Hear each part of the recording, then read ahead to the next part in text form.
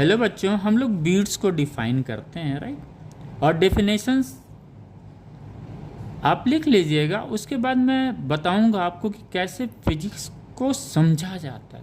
सिर्फ डेफिनेशन याद करने से फिजिक्स नहीं चलने वाला है, इसकी एक एक शब्द, एक एक वर्ड्स को आपको क्लैरिफाई करना पड़ेगा। जैसे सपोज हम बीट्स को डिफाइन करते हैं, फिर उसके बाद हम इलाबरेट करेंगे कि कैसे आप ऐसे ही अन्य टॉपिक को भी आपको पढ़ना है। कोई भी चीज़ याद करना, इसको समझिए एक एक पॉइंट्स को।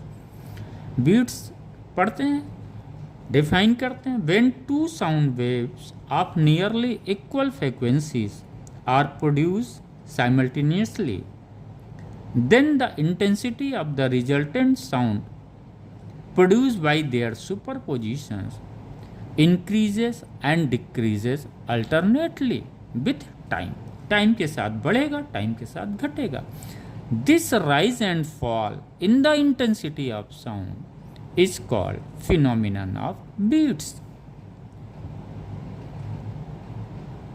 क्लियर हो गया? जो ये राइज और फॉल हो रहा है साउंड की इंटेंसिटी का, उस फिनोमिना को हम क्या बोलते हैं? बीट्स बोलते हैं, राइट? अब चूंकि इंटेंसिटी का हम लोगों ने कुछ पढ़ा नहीं है, हम लोगों ने वेव्स में क्या पढ़ा है? अगर दो वेव्स मिलते हैं, मिलके क्या बनाते हैं? एक रिजल्टेंट वेव हमें मिलता है।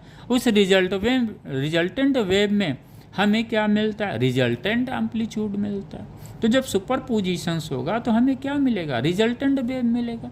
और जब रिजल्टेंट वेव मिलेगा तो इसका रिजल्टेंट एम्पलीट्यूड होगा। तो उस वेव की इंटेंसिटी क्या हो जाती है? डायरेक्टली प्रोपोर्शनल टू द उस वेव, जो रिजल्टेंट वेव है, इसकी इंटेंसिटी की बात कर रहे हैं। क्योंकि सुपर पोजिशंस में आएगा तभी इंटेंसिटी डेवलप होगा।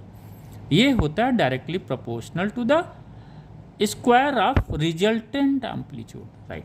आइए अब और इलाबरेट करते हैं। क्या लिख रहा है? When two sound waves of nearly equal frequency, अगर इसकी नियरली इक्वल फ्रीक्वेंसी मतलब स्लाइटली फ्रीक्वेंसी में डिफरेंस होना चाहिए टू साउंड वेव में।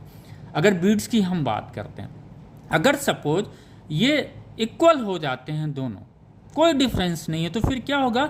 जिस किसी पॉइंट पे जहाँ वो सुपरपोज कर रहा है या सुपर इम्पोज कर रहा है या सुपरपोजिशंस की स्थिति में किसी पॉइंट पे आता है मीडियम के, तो उस पॉइंट पे क्या होगा? चूंकि फ्रीक्वेंसी सेम है, तो जो फेज डिफरेंस उस पॉइंट पे होगा, उस वेव का रिजल्टेंट वेव का हम बात कर रहे हैं, यानी दोनों वेव का जो फेज डिफरेंस होगा उस पॉइंट पे स्टडी होगा, कांस्टेंट होगा। इसका मतलब ये इस पॉइंट पे इंटेंसिटी तो होगी, लेकिन राइज और फॉल नहीं होगा।